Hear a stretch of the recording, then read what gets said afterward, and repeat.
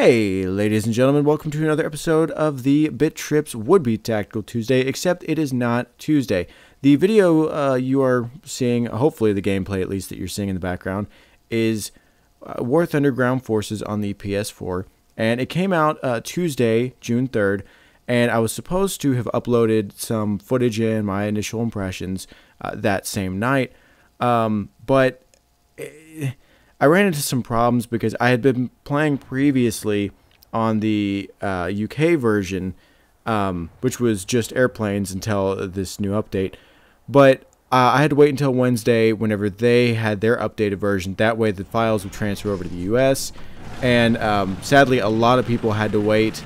It was just a very troubled launch all around. But nevertheless, once I was able to get into the game, yeah, I sat down, started to play it, and I'll give you my impressions. So,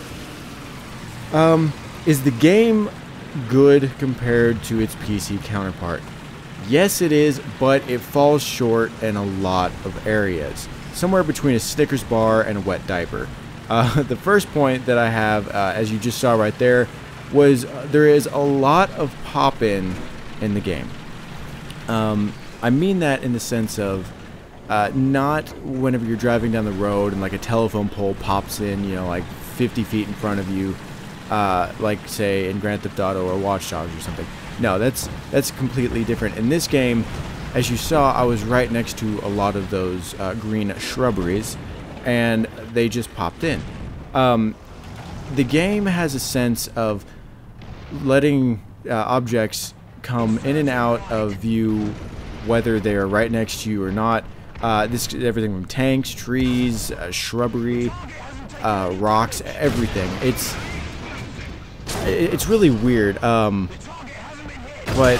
I don't know if that's just maybe poor porting or just the internal hard drive inside the PS4 maybe just can't load it fast enough. Regardless, though, it is very annoying, and that has caused me to die multiple times. And I've thrown a few controllers, but I'm not proud about it. It happens, you know, whatever, gameplay. So, moving on, what can they do to fix this? Well, they can lower the object density, or maybe even give players the ability to customize their own options, just like they do in the PC version. That would be a very good thing to do.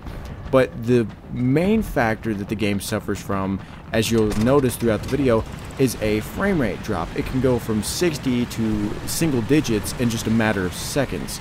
And, you know, there could be nothing on the screen but a blue sky, and all of a sudden, you'll notice that the frame rate might drop down as, let's say, an airplane's flying across, and it'll be at 60, and then all of a sudden it'll drop to single digit picture frames, and then it'll go back up to 60 and keep going.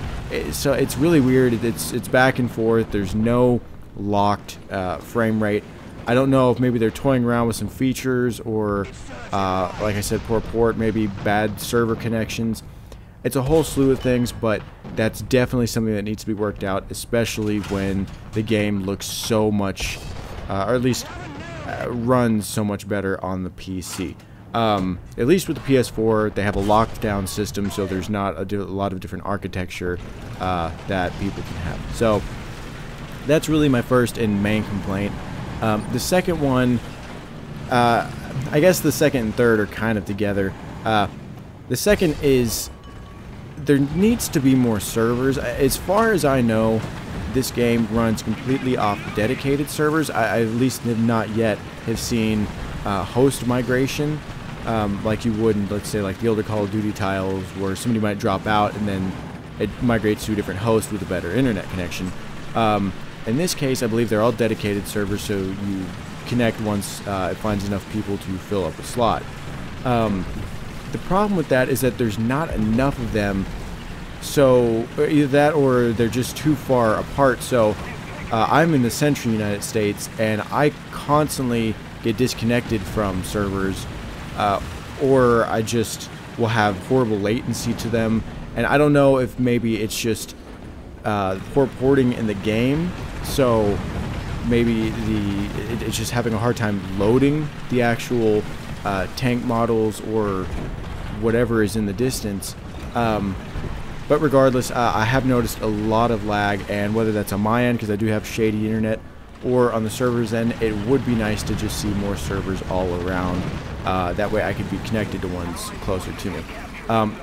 Probably the final thing that I have that could definitely be better in this game is the control scheme. So while there is some version of being able to change up your controls, there's a big problem where if you go to turn the tank, it just has a stroke and doesn't know what the hell it's doing.